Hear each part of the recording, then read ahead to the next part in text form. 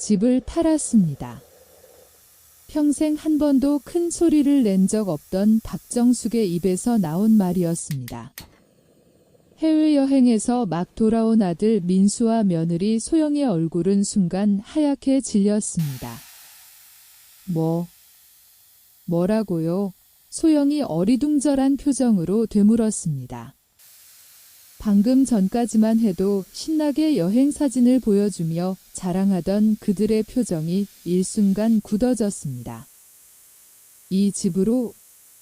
너희가 지금 살고 있는 이 집 말이다. 정숙은 담담하게 말했습니다. 마치 오늘 저녁 뭘 먹을지 묻는 것처럼 자연스럽게 내뱉은 말이었죠. 하지만 그 말이 떨어지자마자 거실은 정적에 휩싸였습니다. 어머니, 정신이 있으신 거예요? 이게 무슨? 민수가 다급히 일어서려던 순간 정숙은 테이블 위에 무언가를 내려놓았습니다. 부동산 매매 계약서였습니다. 아직 잉크도 마르지 않은 듯한 서류에는 분명히 적혀 있었습니다. 매도인 박정숙. 어떻게 이런 일이? 소영의 목소리가 떨리기 시작했습니다. 지금까지 자신들이 알고 있던 모든 것이 한순간에 무너져 내리는 느낌이었을 것입니다. 그런데 정작 정숙의 표정은 너무나 평온했습니다. 마치 오래전부터 이 순간을 기다려왔다는 듯이 대체 평범해 보이던 시어머니에게 무슨 일이 있었던 걸까요? 왜 갑자기 이런 폭탄 선언을 하게 된 걸까요? 이 놀라운 반전의 전체 이야기가 궁금하시다면 잠시만 구독 버튼을 눌러주세요. 평범해 보이는 사람들의 숨겨진 이야기를 매일 전해드립니다. 그리고 알림 설정까지 해두시면 새로운 이야기를 놓치지 않으실 수 있어요. 자, 그럼 이 충격적인 사건이 일어나기 며칠 전으로 돌아가 보겠습니다. 평범한 일상의 시작. 때는 2000년대 초반, 설을 일주일 앞둔 어느 평범한 월요일 아침이었습니다. 박정숙은 새벽 5시에 일어나 조용히 부엌으로 향했습니다. 64의 나이에도 허리는 곧게 펴져 있었지만 얼굴에는 세월의 흔적이 깊게 새겨져 있었습니다. 특히 입가의 주름은 평생 웃음보다는 걱정이 많았음을 말해주고 있었죠. 오늘도 하루가 시작되는구나 혼잣말을 중얼거리며 정숙은 밥을 안 쳤습니다. 아들 민수와 며느리 소영 그리고 자신의 목까지 3명분이었습니다. 늘 그래왔듯이 자신의 몫은 가장 적었습니다. 물이 끓는 소리가 들리자 정숙은 반찬통들을 하나씩 꺼내기 시작했습니다. 김치, 멸치볶음, 시금치나물 모두 정숙이 직접 만든 것들이었습니다. 며느리 소영은 요리를 거의 하지 않았거든요. 아침 차려주셔서 감사해요. 어머니 소영이 부엌에 나타났습니다. 말은 고맙다고 했지만 표정은 그리 진심 어린 것 같지 않았습니다. 마치 당연한 서비스를 받는다는 듯한 태도였죠. 그런데 소영이 밥을 먹으면서 조심스럽게 말을 꺼냈습니다. 어머니, 이번 설말인데요. 설이 어떻게 됐니? 정숙이 물었습니다. 저희가 저희 부모님이랑 함께 해외여행을 가기로 했어요. 오래전부터 계획했던 건데 이번에 드디어 성사됐네요. 정숙의 손이 잠시 멈췄습니다. 하지만 곧 다시 반찬을 집어 먹으며 대답했습니다. 그래, 좋겠구나. 어디로 가는데? 유럽 쪽으로요. 프랑스, 이탈리아 이런 데 돌아볼 예정이에요. 정말 오래전부터 꿈꿔왔던 여행이거든요. 소영의 목소리에는 들뜸이 가득했습니다. 하지만 정숙에 대한 배려는 전혀 찾아볼 수 없었죠. 그럼 설 차례는? 정숙이 조심스럽게 물었습니다. 어머님이 좀 준비해 주시면 안 될까요? 죄송하지만 이미 다 예약해 놓은 상황이라서요. 소영이 미안한 척하며 말했지만 그 표정에서는 미안함을 찾기 어려웠습니다. 오히려 당연히 그렇게 해야지라는 듯한 태도였죠. 이때 민수가 부엌으로 들어왔습니다. 무슨 얘기 하는 거야? 설 여행 얘기요. 어머니께 말씀드리고 있었어요. 소영이 대답했습니다. 아, 그래? 어머니도 이해해 주시겠죠? 저희도 처가 부모님께 효도할 기회가 흔치 않거든요. 민수의 말에는 어머니에 대한 미안함보다는 오히려 당연하다는 태도가 담겨 있었습니다. 마치 자신들의 선택이 너무도 합리적이라는 듯이 말이죠. 정숙은 아무 말 없이 고개만 끄덕였습니다. 네, 그래라. 재미있게 다녀와. 어머니, 정말 괜찮으세요? 소영이 한 번 더 물었지만 이미 결정된 일에 대한 확인 차원의 질문이었을 뿐이었습니다. 괜찮다. 혼자서도 얼마든지 할 수 있어. 정숙의 대답은 담담했습니다. 하지만 그 순간 그녀의 눈가에 스치고 지나간 감정을 과연 아들과 며느리가 알아챘을까요? 그럼 준비물이나 필요한 거 있으면 미리 말씀해 주세요. 저희가 떠나기 전에 다 준비해 드릴게요. 소영이 말했습니다. 언뜻 듣기에는 배려하는 것 같았지만 실상은 자신들이 떠난 후 불편함이 없도록 미리 조치하겠다는 의미였죠. 그날 오후 정숙은 혼자 앉아서 오랫동안 생각에 잠겼습니다. 창밖으로는 이웃집에서 설 준비하는 소리가 들려왔습니다. 온 가족이 모여 북적거리는 소리, 아이들 웃음소리, 그 모든 것이 정숙에게는 남의 일처럼 느껴졌습니다. 정말 이게 맞는 건가? 정숙이 혼잣말을 중얼거렸습니다. 하지만 곧 고개를 저었습니다. 이런 생각을 하는 자신이 이기적이라고 여겼던 거죠. 그날 저녁 식사 시간, 소영이 신나게 여행 계획을 설명했습니다. 에펠탑도 보고 루브르 박물관도 가고. 정말 꿈만 같아요. 우리 엄마가 평생 가보고 싶어 하던 곳들이거든요. 그래, 좋겠다. 정숙이 대답했지만 그 목소리에는 생기가 없었습니다. 아, 어머니. 저희가 없는 동안 혹시 뭔가 필요하면 옆집 김 아주머니한테 말씀하세요. 미리 부탁해 둘게요. 민수가 말했습니다. 마치 자신들이 매우 세심하게 배려하고 있다는 듯이 말이죠. 그래, 알겠다. 정숙은 여전히 담담하게 대답했습니다. 그날 밤 정숙은 잠이 오지 않아 오랫동안 뒤척였습니다. 아들과 며느리는 침실에서 여행 준비에 대한 얘기를 나누고 있었습니다. 그들의 들뜬 목소리가 벽을 통해 작게 들려왔죠. 이번 여행이 정말 기대돼. 그러게, 우리 부모님들도 너무 좋아하시더라. 그들의 대화에서 정숙에 대한 언급은 단 한 번도 나오지 않았습니다. 마치 처음부터 존재하지 않는 사람인 것처럼. 정숙은 이불을 머리까지 덮고 작은 한숨을 내쉬었습니다. 그 한숨 속에는 서운함과 외로움, 그리고 말로 표현할 수 없는 복잡한 감정들이 모두 담겨 있었습니다. 하지만 그때의 정숙은 아직 몰랐습니다. 며칠 후 자신이 어떤 결정을 내리게 될지, 그리고 그 결정이 어떤 파장을 불러일으킬지를. 다음 날 아침 정숙은 평소보다 더 일찍 일어났습니다. 밤새 잠을 제대로 이루지 못했거든요. 부엌에서 아침 준비를 하고 있는데 소영이 전화를 받는 소리가 들려왔습니다. 여보세요, 엄마. 네, 맞아요. 드디어 유럽 여행 가게 됐어요. 소영의 목소리는 들뜸으로 가득했습니다. 시어머니요. 아, 어머니는 집에 계실 거예요. 설 차례 준비도 해야 하고. 네, 괜찮으실 거예요. 원래 혼자 계시는 걸 좋아하시거든요. 정숙의 손이 잠시 멈췄습니다. 혼자 있는 걸 좋아한다고요?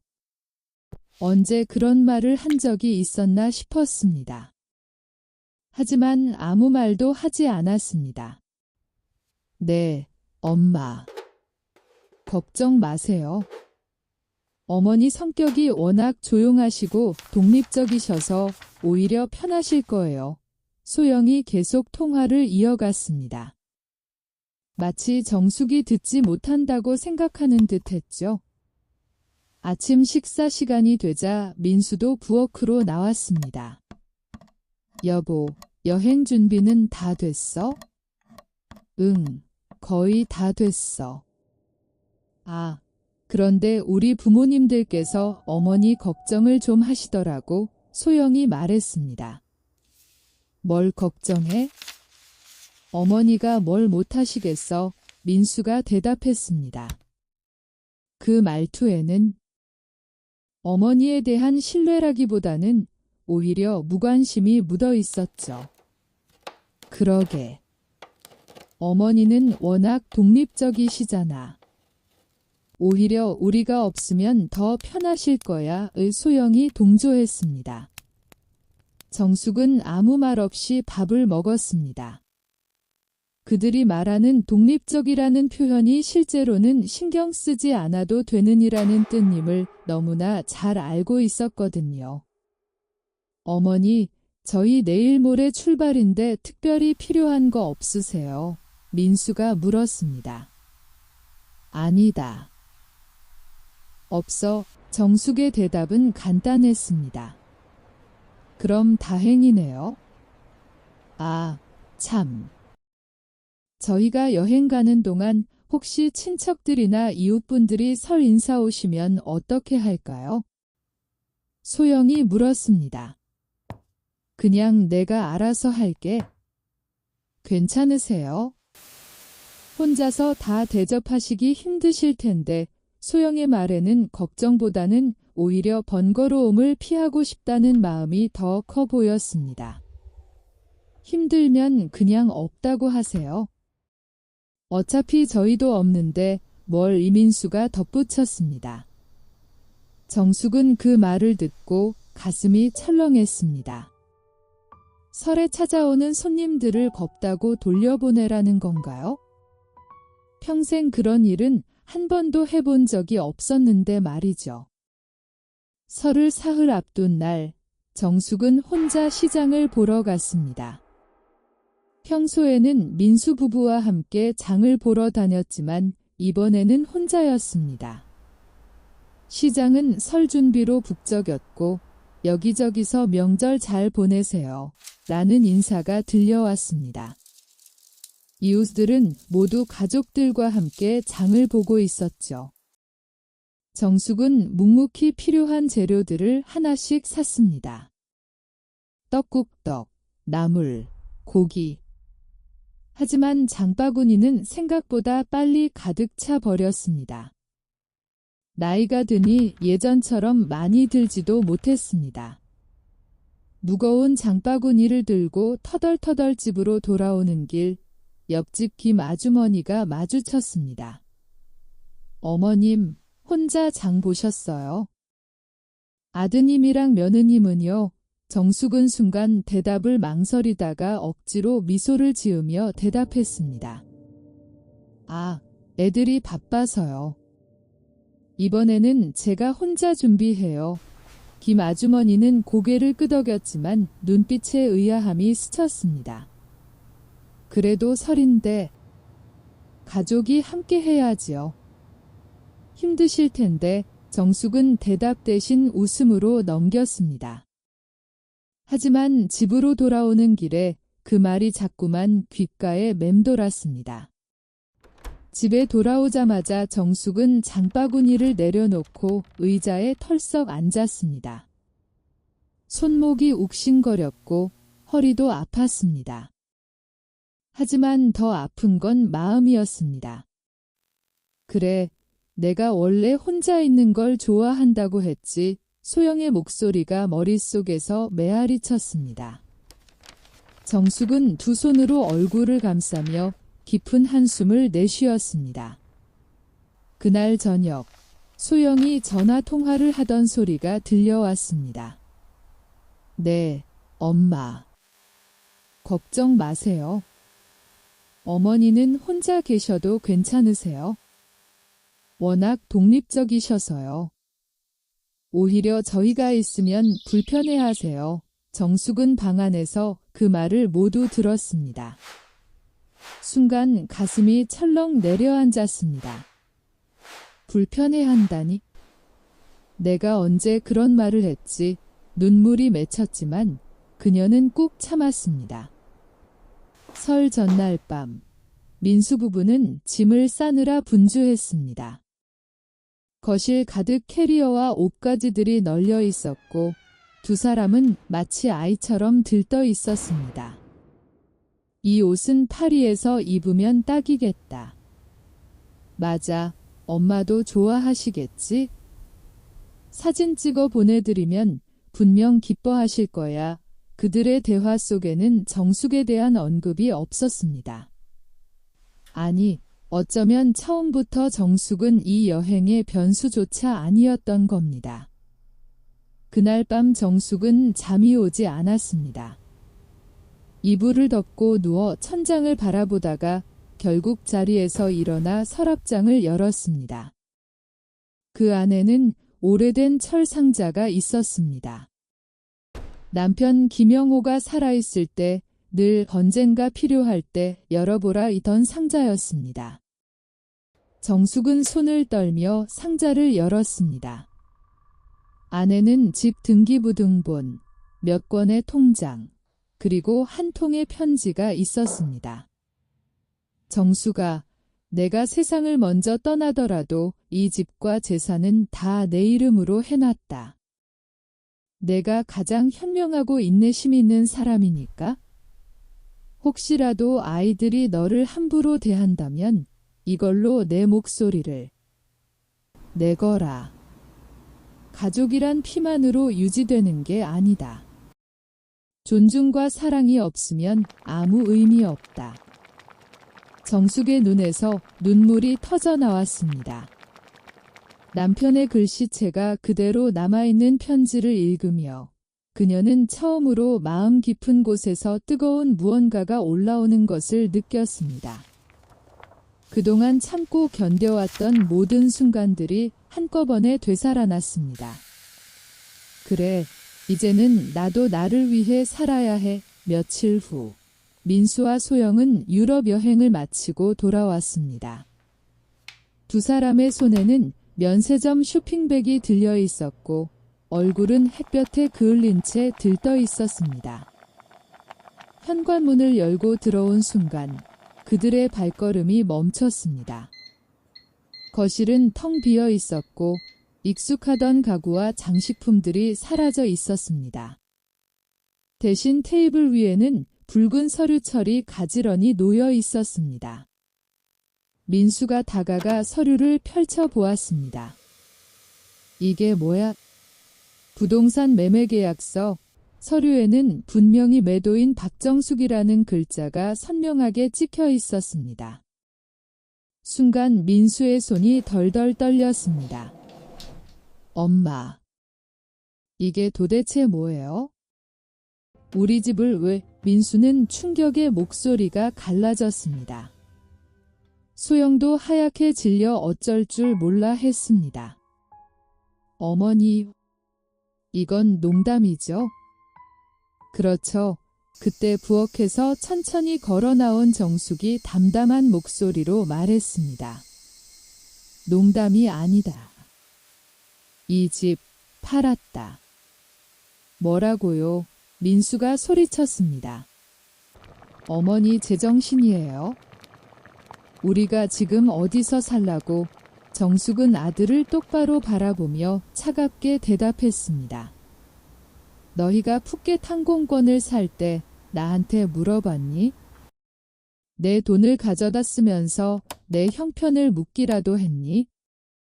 설날에 날 혼자 두고 가면서 그게 괜찮은 일이냐? 나는 늘 당연한 존재였지? 그런데 왜 이제 와서 난리가 난 거냐? 민수는 아무 말도 하지 못했습니다. 소영은 울먹이며 말했다. 어머니, 저희가 잘못했어요. 그런데 그렇다고 집을 팔아버리시면 저희는 어떻게? 정숙은 손에 들고 있던 또 다른 서류를 테이블 위에 내려놓았습니다. 그것은 송파구 새 아파트의 소유권 등기부 등본이었습니다. 나는 앞으로 여기서 살 거다. 너희는 너희끼리 알아서 살아라. 하지만 그냥 내쫓는 건 아니다. 이 집을 팔아 얻은 돈은 내 노후와 내 삶을 위해 쓰겠다. 남는 건 너희에게도 줄 생각이다. 다만 조건이 있다. 민수는 눈을 크게 뜨며 어머니를 바라봤습니다. 조건이라고요? 그래. 앞으로 매달 첫째 주 일요일은 함께 식사할 것, 명절과 기일에는 반드시 모일 것, 돈이 필요하면 반드시 이유와 계획을 설명할 것, 그리고 밥상에서는 휴대폰을 내려놓을 것, 마지막으로 부부싸움이 나더라도 집에 와서 화해할 것. 민수와 소영은 말없이 눈물을 흘렸습니다. 민수는 결국 무릎을 꿇으며 말했다. 엄마, 미안해요. 우리가 너무 무심했어요. 다 지킬게요. 제발 우리를 버리지 마세요. 정숙은 눈가에 눈물이 맺혔지만 목소리는 흔들리지 않았습니다. 약속은 싸다. 행동이 비싸다. 말로 하는 사과는 아무 의미 없다. 앞으로 행동으로 보여라. 순간 거실은 침묵으로 가득 찼습니다. 민수 부부는 울고 있었고 정숙은 창밖을 바라보며 굳은 결심을 되새겼습니다. 이제 그녀는 더 이상 무력한 그림자가 아니었습니다. 며칠 후 정숙은 송파구의 새 아파트로 이사했습니다. 큰 창으로 햇빛이 가득 들어오는 거실에 앉아 있자니 오랜만에 스스로 살아있음을 느낄 수 있었습니다. 낡고 어두운 집에서는 늘 외로움과 쓸쓸함만 느껴졌지만 이곳에서는 새로운 시작이 기다리고 있었습니다. 그 후 민수와 소영은 하나하나 조건을 지키기 위해 애썼습니다. 매달 첫째 주 일요일마다 따뜻한 국과 반찬을 들고 차자와 함께 식사를 했습니다. 식탁 위에서는 더 이상 휴대폰이 울리지 않았습니다. 명절에는 어김없이 차자와 함께 제사를 지냈고 기일에도 잊지 않고 모였습니다. 돈이 필요할 때는 솔직하게 이유를 설명했고 다투는 날에도 정숙 앞에서 서로 화해했습니다. 그렇게 시간이 흐르자 정숙의 마음도 조금씩 풀리기 시작했습니다. 그들의 변화가 진심이라는 것을 느낄 수 있었기 때문입니다. 어느 날 정숙은 서랍에서 작은 열쇠 하나를 꺼내 들었습니다. 송파 아파트의 보조 열쇠였습니다. 민수야, 소영아의 정숙이 두 사람을 불렀습니다. 두 사람은 긴장한 얼굴로 어머니를 바라봤습니다. 정숙은 천천히 열쇠를 내밀었습니다. 이제 받아라. 하지만 기억해라. 이 열쇠는 단순히 문을 여는 것이 아니다. 마음도 함께 열어야 한다. 민수와 소영은 눈물을 글썽이며 열쇠를 받았습니다. 그리고 처음으로 진심 어린 목소리로 말했다. 엄마, 감사합니다. 앞으로 절대 잊지 않을게요. 그 순간 정숙의 얼굴에도 오랜만에 미소가 번졌습니다. 창밖을 바라보며 그녀는 속으로 조용히 중얼거렸습니다. 영호야, 당신이 남겨준 힘으로 내가 이제야 나를 되찾았어. 난 더 이상 그림자가 아니야. 난 가족이다.